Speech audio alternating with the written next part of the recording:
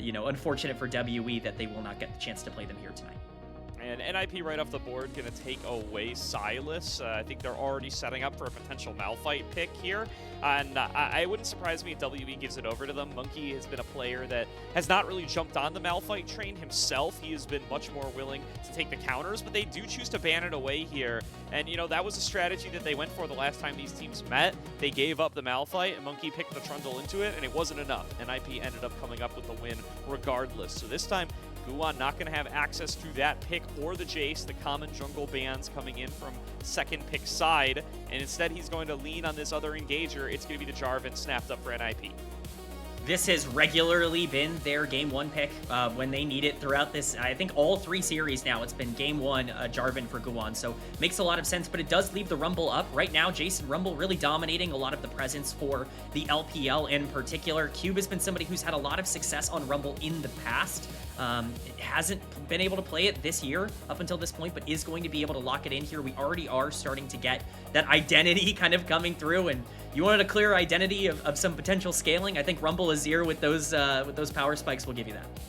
Definitely. The Orianna still up here, so it wouldn't surprise me to see that one come through for Care. Pairs up really nicely with the Jarvan, and of course, if you don't take it here, then you're going to be left playing second fiddle up against the Azir.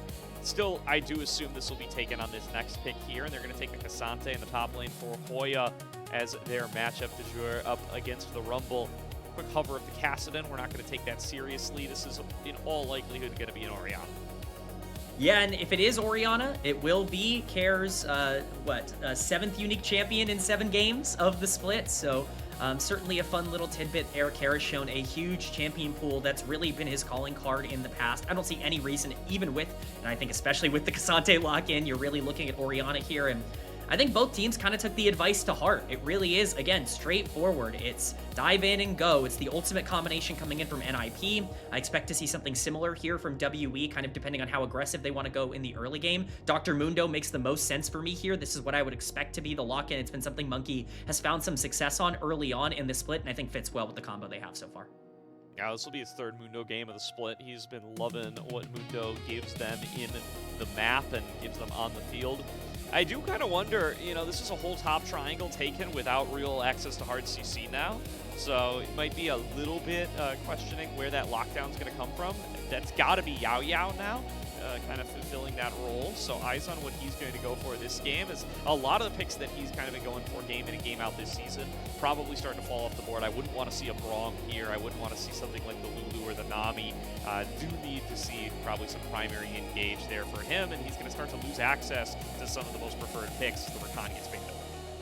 The Rakan is the obvious ban here. Yaoyao was a huge Rakan player even back on Thunder Talk a couple of years ago. He's found some really nice, successful teamfight engages on that champion so far this split. The only other engager that he's played over the course of this split so far is the Nautilus. Don't be surprised if that also gets taken off the board. Still plenty of options for playmakers available if he does want to go in that direction, but definitely is going to be limiting a champion pool for a player that still has a lot to prove coming back to pro play after some time off. So definitely could be a big swing. We see some AD carry bans on the other side. We mentioned Assum and his hyper carry ability. It's the Sivir, it's the Kaisa, it's these champions that want to dominate in the 5v5 that can pair up with Jarvan Engage as well that are taken off the board, and even more safety going over to a player in a bout that loves his Ezreal.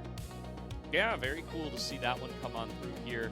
Starting to see the Ezreal drop off a little bit in modern meta, but definitely a strong champion, and does really limit NIP's options for what kind of engage they can go for. It's certainly going to hose the Jarvan somewhat, because now both of these carries have abilities to kind of dip and duck, get out of the Cataclysm as necessary. Assum looking at this Yunara, will lock it on in, and NIP going to have to take first crack at support, leaving Yaoyao the opportunity to counter.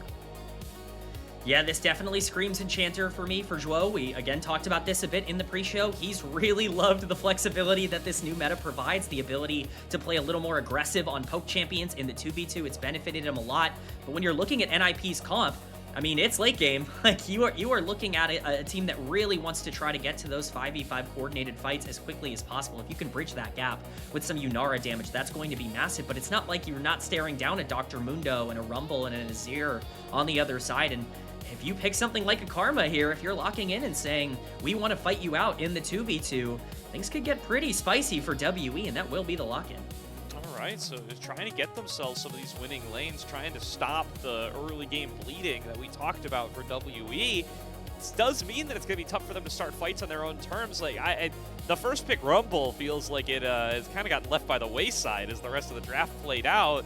There's not really any way to keep the members of NIP on top of that equalizer once it comes on out. So instead, it's going to have to be about finding these lane advantages and being the ones who show up first to these objectives.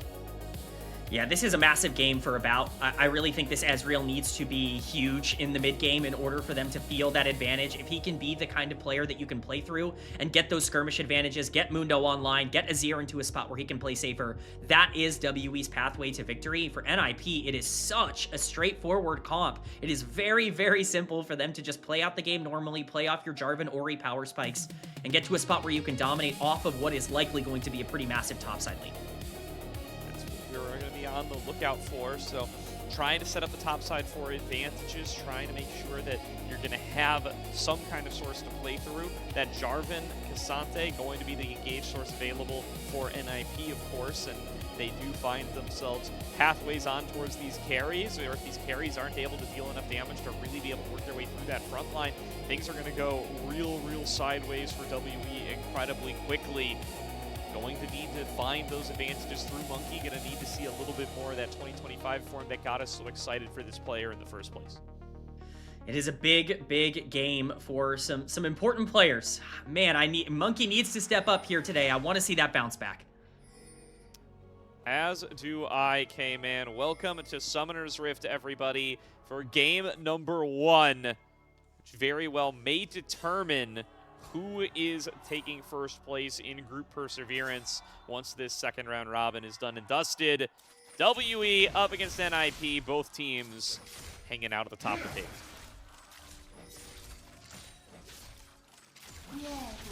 We got some Yaoyaos coming in for both teams. Definitely some fan bases in the crowd here today. It's always good to see the passion for the LPL here, but I'm definitely going to be interested to see how this bot lane 2v2 goes early. If any summoners are blown quickly, that could be really important for jungle pathing. If we're talking about Monki doing anything at the start of this split, he has been the most aggressive jungler in looking at level 3 and level 4 ganks in the entirety of the LPL.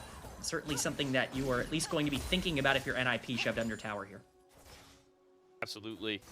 And going to have that double range bot lane for both sides, but of course the Karma brings that little bit of additional combat power with the level 1 mantra, and they're going to try to play aggressively with it, about shifting in to make a trade happen up against Assum. Zhuo gets a little bit of help on through, but he's still at level 1. That will help them out over the course of that trade. Make sure that About ends up with the higher health total at the end of the day. I think that's Arcane Comet on Yaoyao as well, if I saw that correctly. Yes, it is. So really indexing into the ability to harass in this bot lane. That's what you drafted for here. You want to make sure that this 2v2 is as aggressive as they can be. WE needs to bridge that gap, as I keep talking about, into their late game comp. If About can be successful and Yaoyao can really push that lane forward, that is huge. We got a trade going down in the mid lane. Nice stuff from Karis here. He has been so important, as we talked about, to WE. If we're looking at a situation where this Azir can scale into the late game, that is very important if he can find those Shuriim and shuffles onto pivotal members, just like he did on his one Azir game so far this split. We could be looking at something big. Monki, like I warned, looking for something aggressive here at level 4, but it could just be an invade. Yeah, not going to be able to find this blue buff, although he did throw a briefcase. The timing had been just a little different. Maybe would have been able to snag that one away. We'll have to let that fish go. Guwon pathing back up towards the top side. We'll give the bottom side Scuttler over to Monki and give him a slight tempo advantage as the Scuttler just being started up here on this top side. But all he's going to do with it is take that early recall, get back out on the map a little bit sooner. Yeah, it's honestly ideal for Monki, even if he isn't able to steal the blue buff. This is still a very good start and situation for him. We can see Guwon getting some vision down, and we'll have some understanding of perhaps, you know, where Monki will be heading next. But with the TP coming down on the top side, it makes a lot of sense for the Mundo to continue to pressure out. But the question is, how much do you want to index into these early objectives if you are either team? Because we talk about the scaling.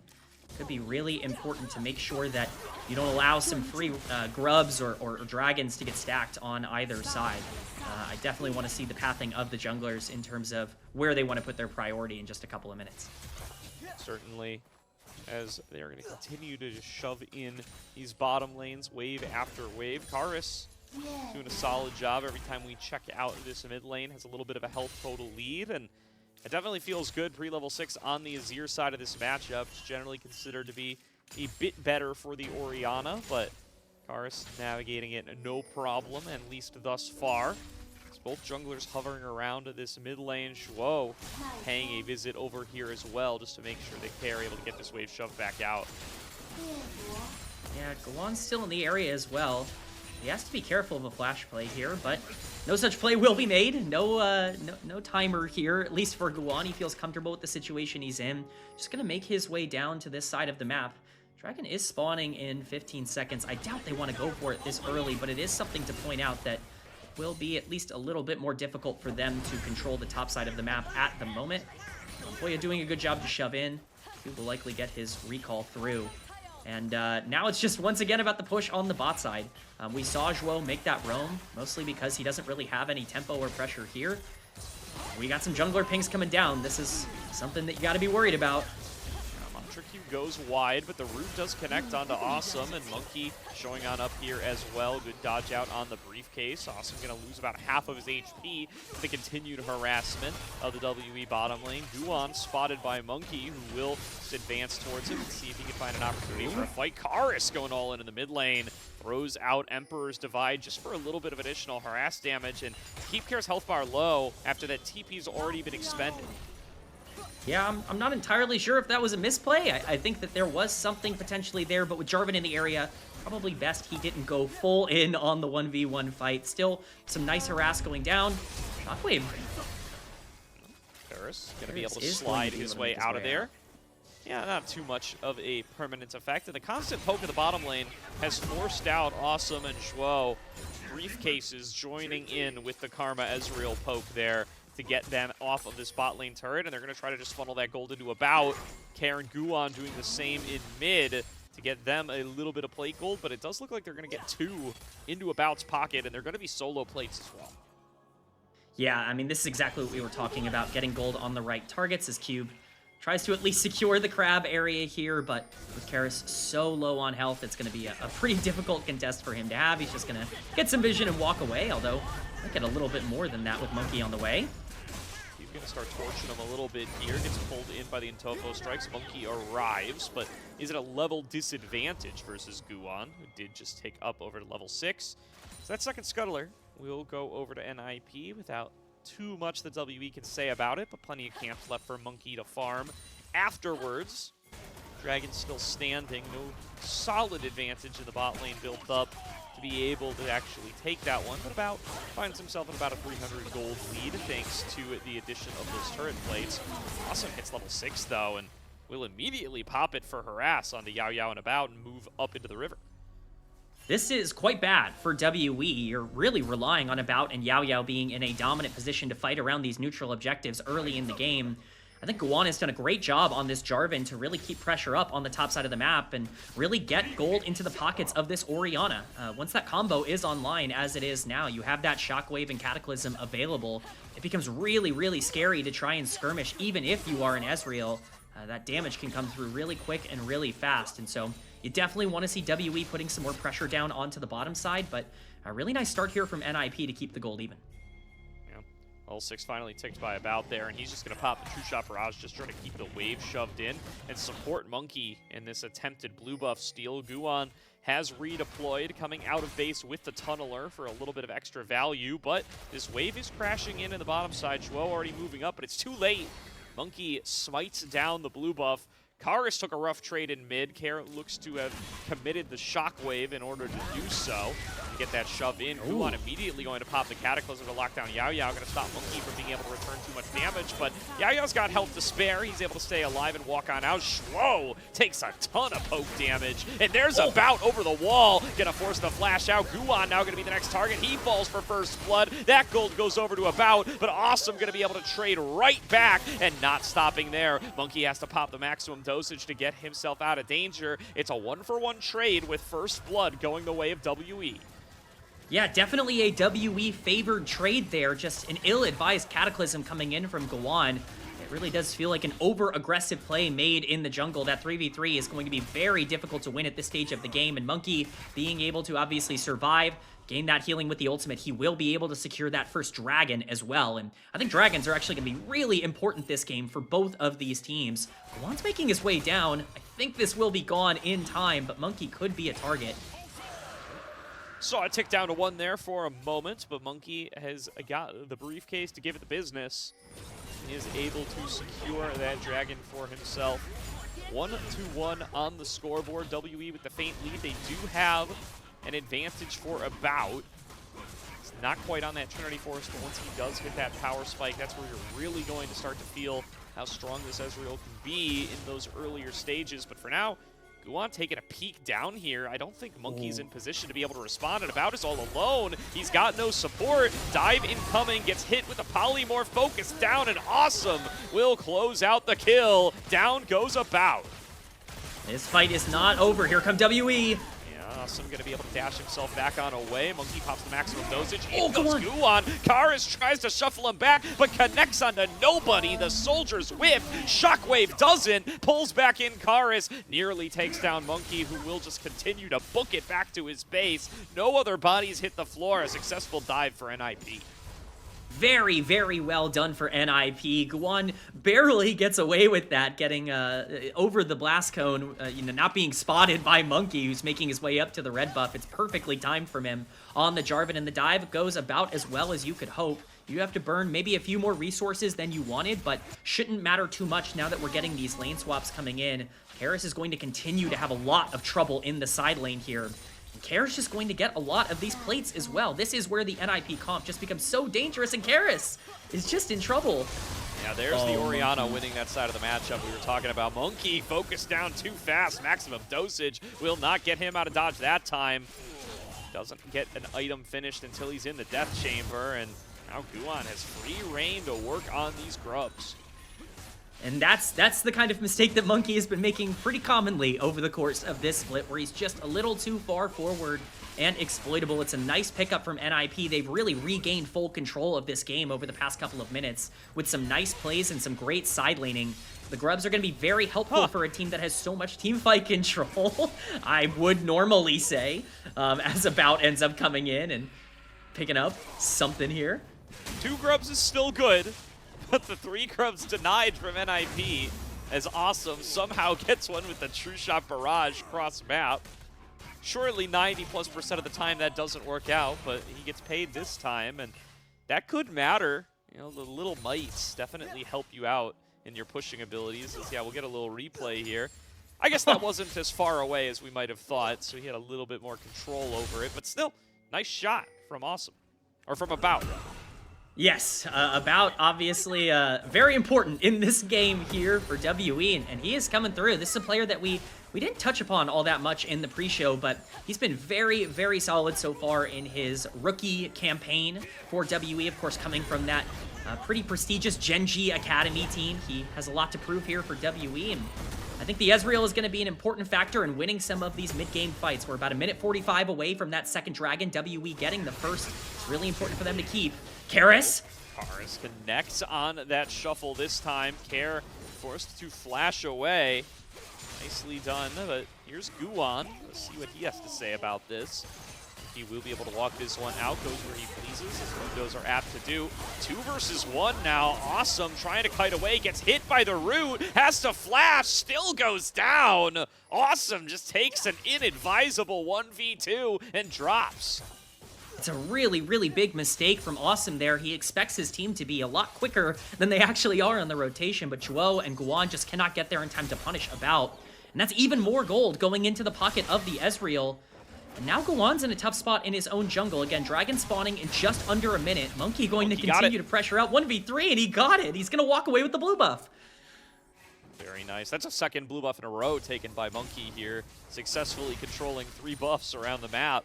And Guwon still up in gold, but down in CS. Those kills making up the difference as Monki continues to bully him in his own jungle each and every opportunity afforded. Got to keep your eyes on what he'll be able to do as he is able to actually get to have some impact on these lanes. You can already start to feel that Monki's ability to actually gank is a little bit limited by the absence of hard CC in all of his lanes. Yeah, that's the hard part of this WE comp, is starting those fights is going to be quite difficult in the later part of the game. You're hoping that the neutrals will do a lot of the work for you. But this is what we were talking about in the pre-show. Gordo, you especially, you were pointing out, you know, WE, a team, they can be down in gold. They can be down 1.5 or 2k gold at a point in the game. It's not going to matter. But the setup now around Dragon, we could get a fight very, very quickly here. He's starting to get chunked out, but there's going to be an engage coming on through. Shockwave combo finds its way into Yaoyao, and Care will be able to finish off the kill. Quick first blood in the fight drawn by NIP, but Monki not going to back away. Stepping up in towards Guwon. Another flag and drag comes through, about able to dodge away from it. Awesome going to mark onto him. Meanwhile, Shuffle back onto Care, not able to finish up the job. Going to be Cube flashing forward to find the Flame Spitter damage, but already Jungler down, and looks like Karis going to be joining him. Nice snipe from about. Will be able to claim the life of Assum and turn this into a 2-for-3 in NIP's favor. Yeah, this is a very shaky fight, very back and forth. Couple of major misplays coming in from some important members, but at the end of the day, it's not too important who ends up coming out on top here, as the Dragon still stands. The gold lead definitely going in the pockets of NIP. Once Assum and Care get back out on the map, we are going to see exactly how this plays out. But in the replay, you just get this ease of execution engage as we've been talking about. It's the Cataclysm, it's the Shockwave, it's Lulu dropping ultimate as well. It's just everything on top of the Jarvan, but they stick around a little too long. They want to commit even more to making sure they can secure this Dragon. The Cassante TP's in, and you have Assum on the back end of this fight. But once Care gets chunked out, it becomes a little bit more difficult to win. It looks like he's almost pushed to safety there by Karis, but luckily Cube is able to flash over and pick that up. If About isn't quite as clinical at the end of this fight with a nice snipe onto Assum, could go a lot worse. But Dragon just going to go down in our picture-in-picture, and NIP will stop the stacking for now. WE find themselves down about 1k gold at 15 minutes, which is pretty standard by their history, but maybe even a little bit better than average. But does still mean they once again find themselves a bit of a hill to climb back up, and it's on a comp where they drafted to be able to be ahead at this stage. About just trying to fend them off now, get Monki on towards this Rift Herald. Guwon not going to be able to get his way in, and oh, Karis found a shuffle back onto Care, and very well might be able to take him out. Sure does. Solo kill to Karis. And that is the Karis that we've been seeing so far in 2026. He picks up the solo kill, and we're going to see that Rift Herald dropped onto the top side. This is going to be a lot of gold going into the pocket of his ear, but About face checks into Assum and Zhuo, and does not win that battle. Another kill over to Assum. Yeah, it's one kill on one side of the map for another. It just looks like the mispositioning errors are coming through for both of these teams. Perhaps some nerves getting here for game number 1. Still, that is definitely a play that WE are going to feel comfortable with, walking away with so much gold in the pocket of their Azir. He is a massive piece towards them having the damage to win. In the late game, we've been talking about the Ezreal being able to bridge the gap and being able to play the mid-game fights. We're starting to get to the point in the game now where it's how much can Monki tank and what can you create with that Shuriman and Shuffle, which is likely your main form of engage. Yeah, a little replay in the picture-in-picture of how Care was picked off. Karis just finds him a little bit too far up and chases him down with the Emperor's Divide. And now Karis returning to top lane. This time, he's got an extra body on the NIP side nearby, but spots out Zhuo and knows that there is going to be a little bit of additional support in Care's side. And we're going to get a replay of About. He just steps up into that bush. He did, in fact, have the vision, but Assum just quick on the trigger pull, chases him down, and Yaoyao cut off by the two bodies. Yeah, I think he wanted to give back a little bit for the kill that Assum gave him earlier, but now NIP charging down the mid lane tier 1. They're going to be able to get this very, very easily, open up the map a bit more.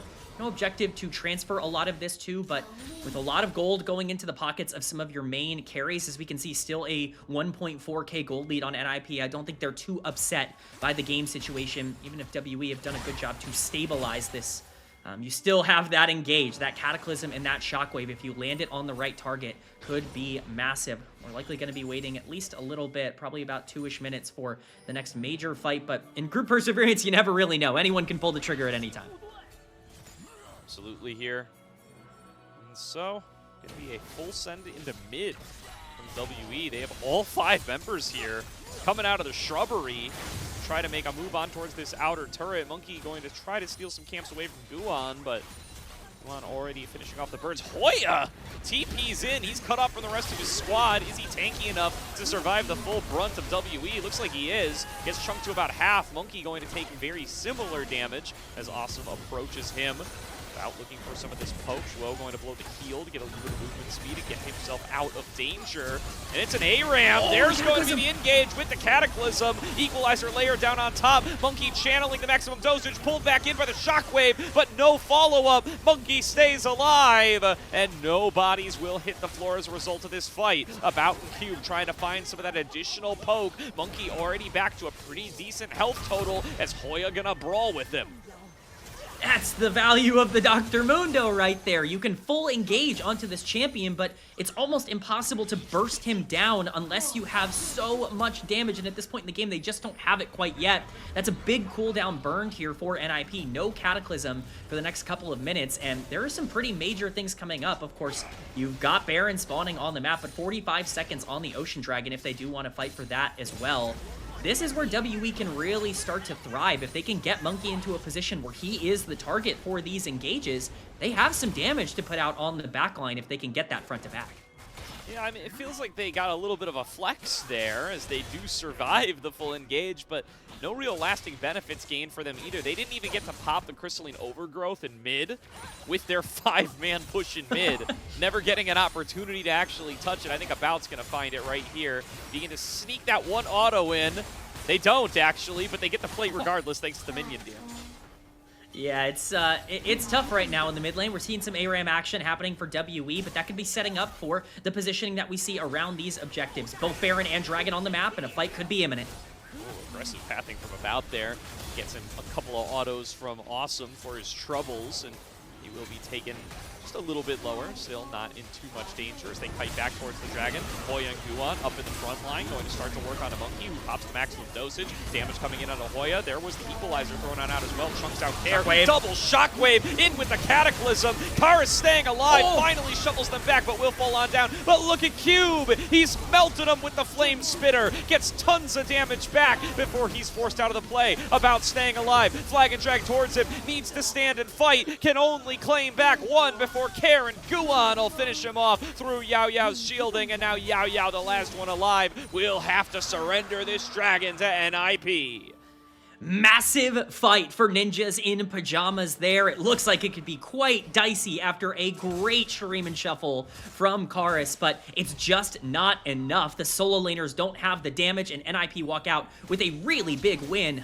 I'm excited to see this replay because it's an aggressive engage coming in from WE. The Equalizer is dropped so early into this fight just to zone out the backline, and while it does a good job, that Shockwave combo landing is massive. It is fight winning coming in here from NIP. They're able to get onto the main carries, but in his dying breath, Karis is able to drop the entirety of NIP on top of this Rumble, who melts them. He burns them to a crisp. Yaoyao's shields coming through also for this entire fight are massive. About's able to clean up one more kill, and a fight that looked like it could be a disaster for a bit only turns into a 4-for-3, but at the end of the day, a 4-for-3 with Dragon, still pretty darn good for NIP. And Assum off the back of that fight finds himself on 3 items for this Yunara. Gets a Bloodthirster in there for that little bit of additional sustain up against the poke damage of this Ezreal Karma. And looking very much in control are NIP once again at 3.5K up. That fight win and that Dragon secure puts them in a dominant position here as WE's plan of being able to stack up the Dragons well and truly hosed as they've missed out on 2 of the 3. Yeah, and that makes the game a lot tougher because you're already kind of getting stat checked in a lot of areas. You still have the Dr. Mundo for the front line, but I know we keep harping on it. We keep getting to the point where it's, where's the engage for WE? How do you start these exchanges? We see some miracle shuffles coming in, some miracle ultimates from Karis, but if that's what you're relying on, it becomes much more difficult. You're going to get to a point where Monki getting focused down is going to be a little bit more difficult to initiate, and you know, we've seen some misplays on the back end from About on this Ezreal, not maximizing the damage. They need to start capitalizing because this game is getting out of control very quickly. And right now, NIP, as they kind of move themselves around the mid lane, get themselves that Baron vision, are probably going to be pretty happy to try and force another fight when they can. And if miracle shuffles are what you're relying on, you'd better get that arm guard done real soon, Karis. It's going to be very tough to stay alive off the back of them, especially with how much damage Assum can pump out. Having successfully gotten to that 3-item power spike on Yunara, WE indexed up towards the top side here a little bit, just making sure that they have a little bit of vision on these Baron ramps secured. Karis catching the wave up in top side as well to make sure that's going to be shoved on in. Baron will be the only objective to play for the next couple of minutes, and it's a bit early to start it, but definitely do not want to lose full control around this river and be forced to face check into this NIP crew. Luckily, they do have a Dr. Mundo to potentially try and get them a little bit of space, but you're absolutely right. This game becomes very, very difficult if they have to play on the back foot when you're already lacking that playmaker out of jungle or support. When you have to enter the river against an Orianna Jarvan, that could spell death for anyone involved. So we see that WE aggression coming out here. You know, we wanted more out of Monki. He's been important in this game on the Dr. Mundo, but hasn't quite found that same level of aggression and success that we've seen previous. He can be that strong front line to allow these carries the time to deal their damage. We just saw Cube and Karis have something that they can build upon if they can find that 5v5 fight. It's just getting harder and harder to imagine, and Monki already getting poked out. Yeah, I mean, hey, he's absorbing damage, he's absorbed an engage, he stole 2 blue buffs, but those are not the sole things that wins on Summoner's Rift are made of, and has not been able to enable About and Karis to have these big front-to-back team fights, and NIP haven't volunteered for them, at least not in a way that WE can win them out. NIP, when they take their fights, they've been winning them. Guwon pairing up with Care fantastically, engage after engage, be able to find these key targets and win out these team fights. Monki spotted within his own jungle now, doing his best to try to scan out some vision, but as tanky as he may be, there's 4 members of NIP here, 2 of them carries. Got to show a little bit of respect. Yeah, he's going to have to back off here, but he is quite tanky. I mean, we're noticing the item builds for NIP, seeing a distinct lack of anti-heal coming in for the Mundo. Could prove important if this is going to be the game-deciding fight.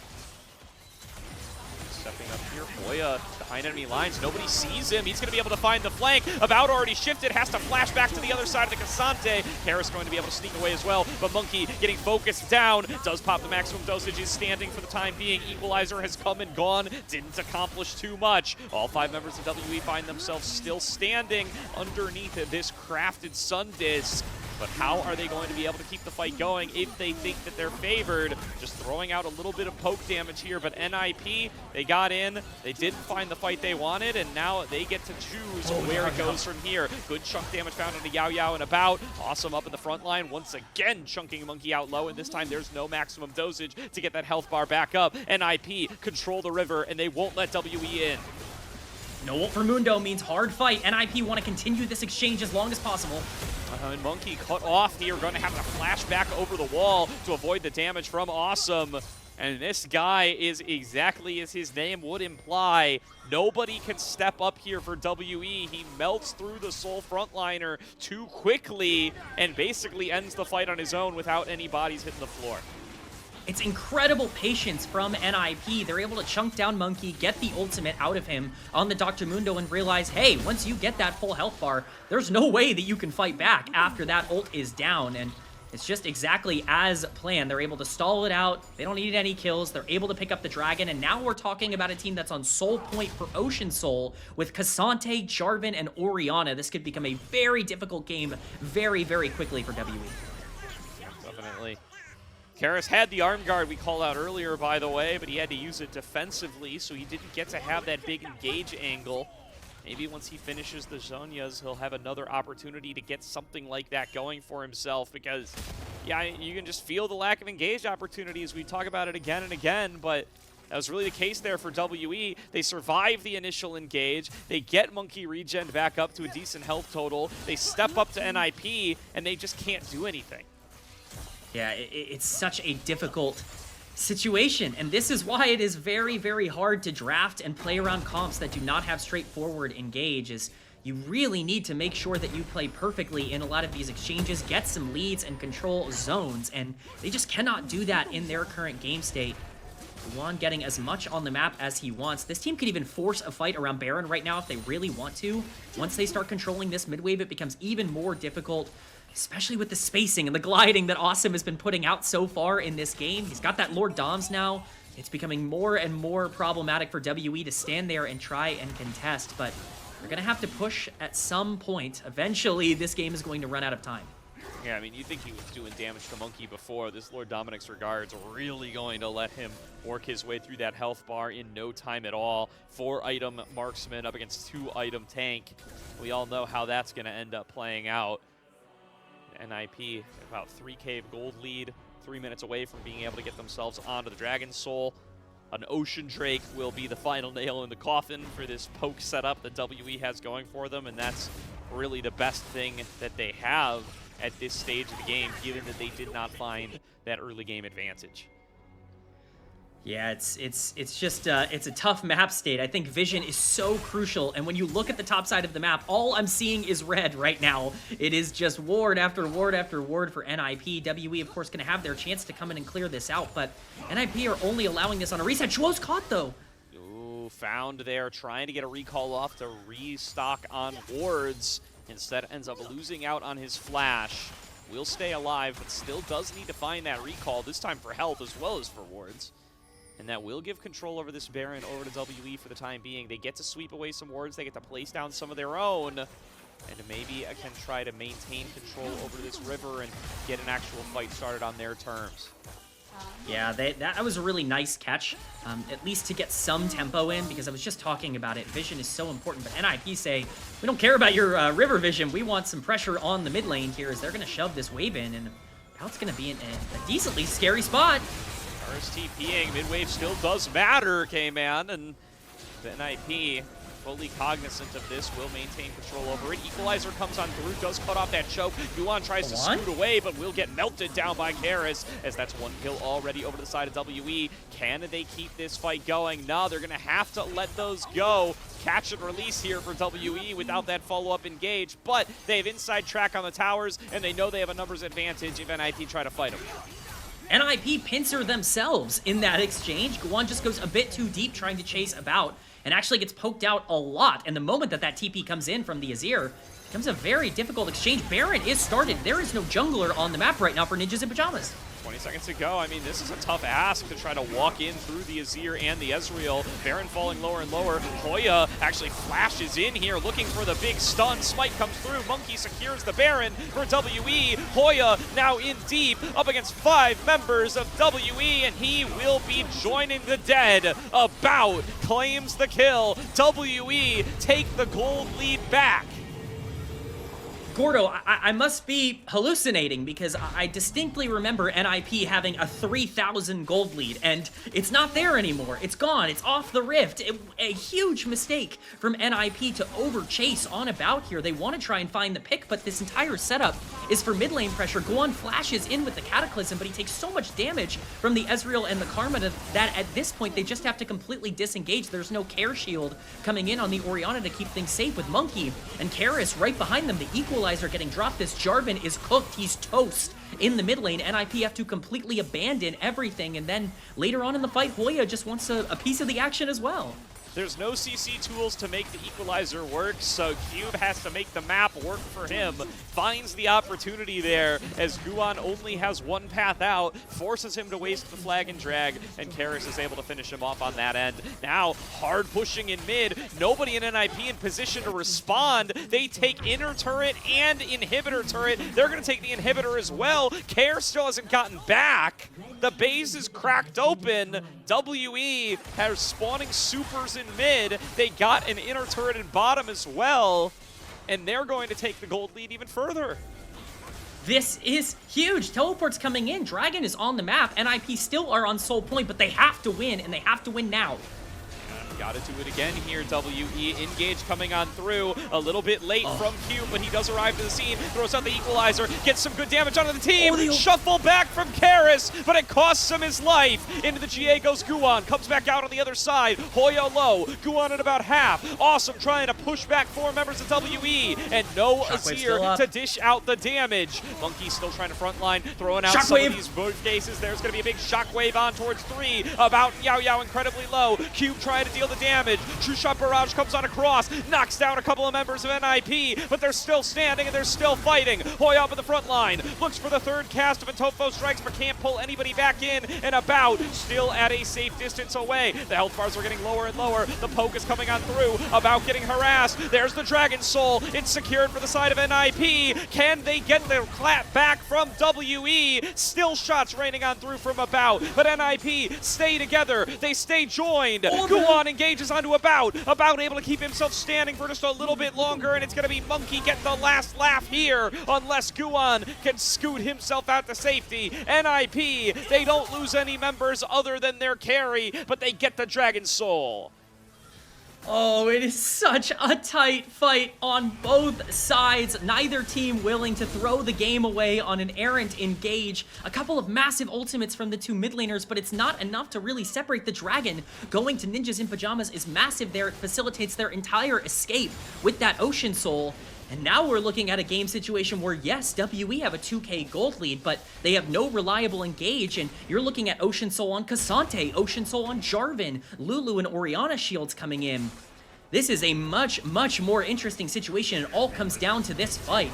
Karis is just way too far forward. He gets caught out and full engaged upon. He does pop the stasis, and even though he is bursted down, he is able to get one last parting gift off, which is a massive ultimate that not only puts his team into a good position to get some damage down onto the Cassante and pop the GA on the Jarvan, but also to reposition for the rest of the fight to happen for WE. Here it is a complete standoff. Neither team wants to fully commit. You have the poke coming in, the shockwave coming down, but it's buffered perfectly by About. Anything less than that, and that fight is over for NIP. And now we are just looking at some back and forth action. Eventually, Guwon's going to get over the wall and get that Dragon, but back onto live. WE do not want to let that Ocean Soul matter. They want to try and push down on the top side and end the game early.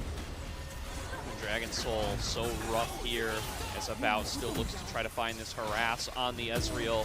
The additional regen, especially on the likes of Hoya, to make it so difficult to deal any kind of damage to this guy unless you're fully focusing him down in a teamfight context. They will be able to claim the last inner turret up here on the top side as they keep that wave shoved on in. The additional pressure in mid, forcing Assum to move over and clear out the super minions, gives that opening.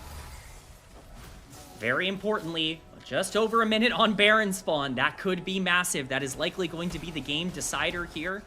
We do, of course, see Karis on the bot side catching that bot wave. Things are coming down. About could be caught out here. He is going to be able to get over the wall with that arcane shift, but Monki could be the next target. Cataclysm comes out. They just want to hold this Mundo close as much as they can. Be able to try to finish him off. Shockwave comes on out, pulls him back in. Maximum dosage is ticking away, but the damage is ticking faster. Monki trying to run away will finally be finished off by Hoya. No jungler for WE for about a minute. And ironically enough, because he survived so long, his death timer actually coincides with the Baron spawn. So that's a massive pickup for NIP. At the bare minimum, they're going to be able to get some priority in that part of the map as Karis continues to push onto the bottom side here. But it's just more mistakes coming in from WE. It's been sloppy in the late game, and NIP have really benefited from that. That's despite the fact that they still have a small gold lead. This Ocean Soul is really putting in work. Going to be very difficult to break through that front line with the lack of true damage coming out outside of the Azir. I mean, Rumble will help as well, but this is a big turnaround, and it could be NIP's time to take this Baron. Barrage comes on out, good damage onto Zhuo. The Baron is getting worked on here. They know that there's not going to be too much support available for the time being. No Mundo on the board means this should be easy pickings. And down goes the Baron to the likes of NIP just as Monki respawns. NIP claimed the gold lead back, and now it's basically neck and neck, K-Man. Well, it's neck and neck, except for the fact that one of these teams has Ocean Soul, and that's massive for NIP. That is a huge, huge advantage for them. You're looking at a situation with Elder spawning in under 2 minutes, where NIP are going to have full control of these waves, where they're going to be able to push out basically everything on the map and set up for this fight. We talked about the back and forth, the throws, as we see a lot of damage coming down onto the Lulu from the Ezreal ultimate there, but somehow, someway, the pendulum has swung back in favor of the Ninjas. We do start to see some anti-heal coming on through from NIP. Try to handle Monki, Bramble Vest for Hoya, and the Oblivion Orb for Zhuo will help them at least reduce some of that maximum dosage when the opportunities do present themselves, as Karis has to be careful here. There's 3 members of NIP right in front of him, and his inner turret will not last very long. It's made of paper here at 39 minutes into the game. It's a nice siege down here from NIP, but they do not want to overextend. They can still be in a lot of danger if one of their squishier members gets caught. You don't want to throw the game away at a meaningless fight in Tier 2 mid, but for now they're just going to get some poke down with Assum, be able to get back and continue their push. Hoya can take some damage, but it isn't too important. One thing I really want to note, you're right, the gold lead's not too different, but all of that gold right now is on Care. You got to watch the shockwave once he gets here. Absolutely do. Coming back from base is going to be a potential outnumbered situation for NIP for a short period of time, but now Care just about in range will be able to get on over here. Hoya just soaking up this damage like it's nothing. Monki doing his best to try to get some harassment onto Guwon, at the very least stacking up his heart steal. No engage found yet for NIP. They are the ones who get to decide when this fight starts in earnest. Hoya takes another set of harassment in the mid lane, goes down to about half. Will be able to regen back up with his Ocean Soul over time. About doing his best to try to keep this top laner low. Monki coming in on the flank at about half HP. Don't engage yet. Guwon just going to pop that Cataclysm. Equalizer's huge. Equalizer on top of it. Good damage on Care and Zhuo, who are going to be forced to back on away. And Monki still sitting pretty at about full health. Now trying to keep that fight going. Assum going to step on up towards Monki. Starts to pump out all of the autos he's got to knock Monki to about half HP. And the rest of WE are forced to retreat. The cooldowns are starting to affect him here, and they are getting chunked lower and lower as this fight continues on. There's going to be the Sun Disc thrown down behind them, but they are already working with their minion wave on towards this mid inhibitor turret. NIP get behind them. WE looking to get this fight started, looking to try to cut off NIP and see what they can possibly do to pick somebody off, but they stay together, and once again they are able to create themselves an outward path.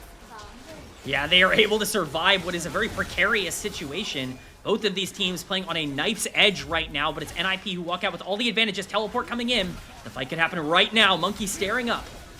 Hoya going to look for the engage right off the bat of the TP, is just stepping forward, looking to stun anybody he can find. Maybe it'll be Monki. Monki able to space it on out, but Hoya's just so tanky. He absorbs about and Karis' damage all day long. WE now with the inside track towards mid. They're going to see if they can take an inhibitor of their own, but they can't get out of here. It's a flash shockwave. Hoya not able to find Karis as he does manage to stasis it, does manage to push them back outside of the Cataclysm, and Karis stays alive, popping Guwon's Guardian Angel once again, but nobody going to fall from NIP. Guwon is escorted out to safety. Care stays alive as well. WE cannot claim the kills.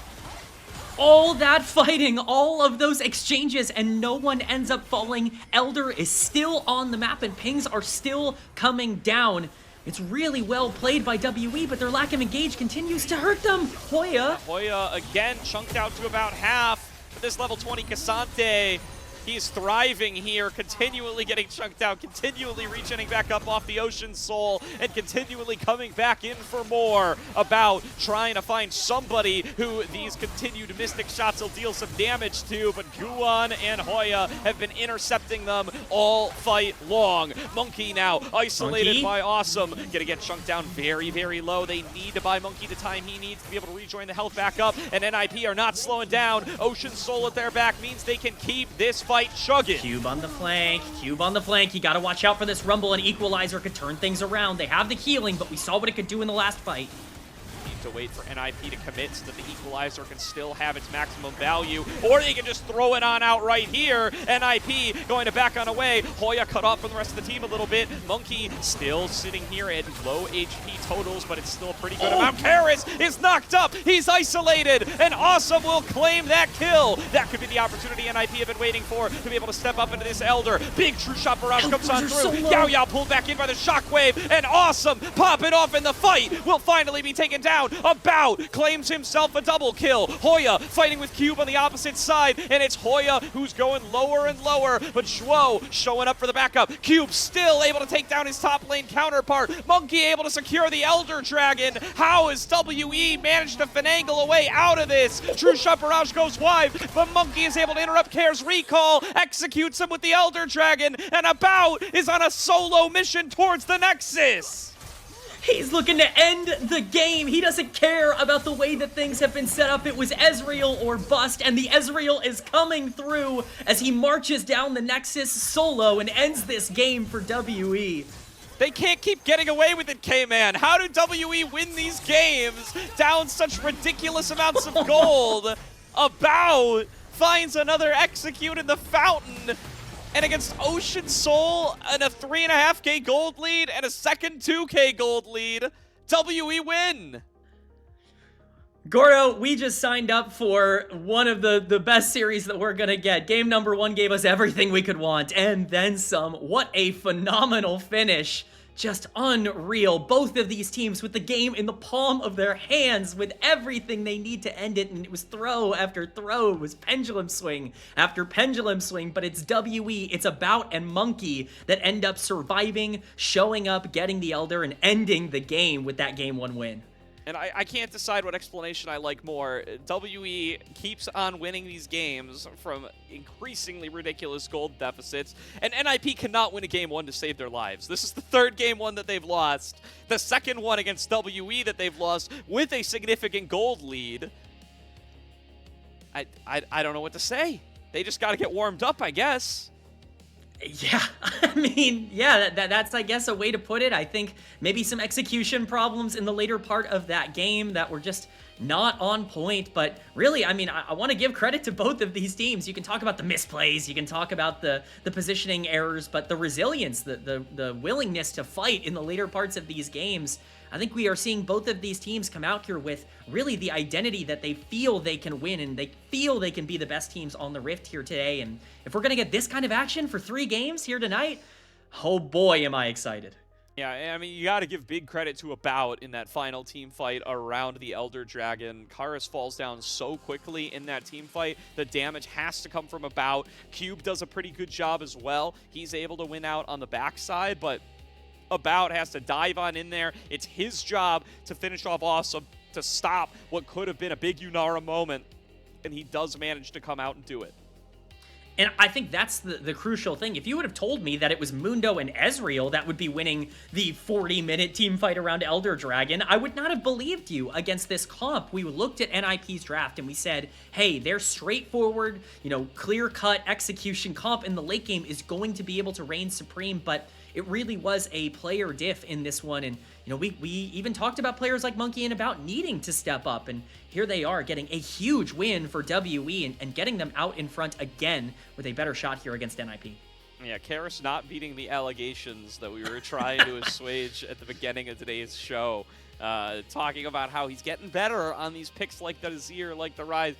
Not his best Azir performance in the world, but again, it's enough that WE are still able to get themselves across the finish line, even though we don't love the composition, even though it feels like they're not able to find the moments that they need. They win out on 1 Elder fight, and sometimes that's all it takes. And it really looked like it could be even earlier than that. When you go back to the catch that they had in the mid lane, it really did feel like once that equalizer dropped and they were starting to burn through, if they had any engage to follow up on that giant Rumble ultimate when NIP overextended, that really could have turned things around. But The game was very difficult for them. They needed a nice setup. They needed to get control of the river, and luckily for them, they were able to walk up in that final fight. In doing so, they had the opportunity to be able to make it work even without the Azir, and that just goes to show where WE are at in terms of the team fighting. You called it out. I mean, their ability to win in the late game is unparalleled right now, especially in group perseverance, and doing it 4v5 really in the way that they did at the end of the game. I mean, that's as good of a look as you can ask for a lot of these players. Yeah, and it's hard to tell what the takeaways are here if you're NIP, right? Because it felt like they were in control for such huge portions of the game. Definitely want to look at Guwon and the whole team, frankly, over-aggressing in mid to lose the first gold lead, right? And give up that first Baron. That definitely feels like it was a major error, opening up what was otherwise an impossible-to-find fight for WE. Certainly ends up costing them big time there as we take a look at some of our post-game stats. I mean, what a great game here from, I feel like About would be my player of the game here. He just, even though not every single fight was dominated by the Ezreal, he showed up when it counted. He did have some tough mid-game fights, but the early game, that was entirely centered around the Ezreal Karma lane on the bot side, getting that shove in and being able to generate tempo, and then in the late game, it was super important. Unfortunately, we are getting, one of the replays here where About maybe wasn't quite as, solid. I think an under-the-radar potential pick here for WE could be someone like Cube, who I thought was really important on the Rumble, being able to consistently take some people out on the back end of these fights. But when you're talking about the combos coming in around these major objectives, it's almost always looking around that equalizer, and he's able to really salvage some plays that I think, might not be quite as good for WE, keep them in at least okay gold spots. I think overall for this team, you really just, I mean, the MVP is the resiliency. It's the mental to be able to stay in this one after it felt like they were out on multiple different occasions, and, being able to catch out NIP. I really just think that it was a team effort, and I want to give a lot of praise to the general vibe that WE has surrounding them right now, because we've seen it through a lot of the early games in this series. They are just, or this split, they're just completely unafraid to give up. Like, to not give up, I should say. I know, after, what, like 7 games of this, you've got to believe that WE this season, they are never going to be giving up on these games. No matter what the deficit ends up being, they have won on stage from worse, I promise you, no matter where they find themselves throughout the rest of this season. As we do check out the last team fight of the game, this is one that I really want to watch again, because, I mean, Karis dies just so early. This feels like it should be so cooked. It's a great true shot barrage to take care of Guwon so low, and then being able to finish off Assum and Guwon here. Monki and About stay alive and win out that fight in pretty much that precise moment. And there's the value of the Mundo as well. I mean, he was below a quarter health heading into that exchange, and it's just the value of a champion like that where you can tank almost 2 health bars worth of damage. You can get all this poke coming down, and it doesn't matter. You get About kind of styling on Zhuo at the end here in the base. Obviously, you love to see that, being able to pick up the kill with the Elder. He flashes the 100 Thieves emote. That's incredible at the end of the game there from him. He definitely would be my choice for player of the game, but as for Ninjas in Pyjamas, when you're talking about takeaways, right? I mean, you mentioned Guwon getting caught. Really, to me, the main takeaway was Guwon and Kair just not being on the same page. We talked so many times about the Jarvan engaging. The shockwaves very rarely followed the cataclysms. I mean, if we saw those combos a little bit more, specifically, I think in the late game, maybe some things are a bit different. These are players that haven't been together all that long. We're still very early on into the year. You're hopeful that you can get some of that synergy down, but that's still a 0% win rate right now for the Jarvan for NIP. Yeah, I mean, it did feel like a lot of the cataclysms were used on the Mundo in isolation. They just felt like they had opportunities to say, hey, look, Azir's going to scoot out of this. Ezreal's going to blink out of this. Let's just throw it on the Mundo, try to melt him down, try to win out the fight. And it worked for a time, but eventually the Mundo got too tanky and just kind of started sitting in there, especially with the addition of the Karma shielding on top of him. And the rest of the team were able to capitalize on the absence of that cataclysm, and yeah, the fact that they were not able to come on up with a fight win off that initial snap engage. That's frequently what you want on the Orianna Jarvan combinations. So About does win player of the game, and well deserved, despite the fact that he ends with a negative gold difference. Yeah, you don't see that very often. You don't see player of the game ending 400 gold down typically, but he more than deserved it. There might have been some hiccups here or there, but the early game, he was huge. The late game, he was huge. In the most important sections of the game for WE, where they drafted around this Ezreal, he did everything he needed to do to earn this player of the game. Certainly did a very, very good showing here from About. And excited to see what they're going to show us in game number 2. Will it be a replay of their series just a few days ago where NIP are able to turn it around? Or will WE tie 1-1 in series with NIP and hand them their first loss of the season? We're going to find out, but first we're going to take a quick break. Before that break, I do want to shout out the coffee. If you'd like to support LPL English, consider becoming a Coffee member. Coffee is the best way to support the LPL English project since the vast majority of your contributions will go directly to the show. A lot of the initial payments go into upgrading the broadcast, but a huge bulk of it pays on-air talent and content creators. Subscribe to our Coffee, linked in chat, to unlock perks like early access to content and the ability to ask interview questions for our unique on-site interviews. That said, we will see everybody after a short break as we get into game number 2.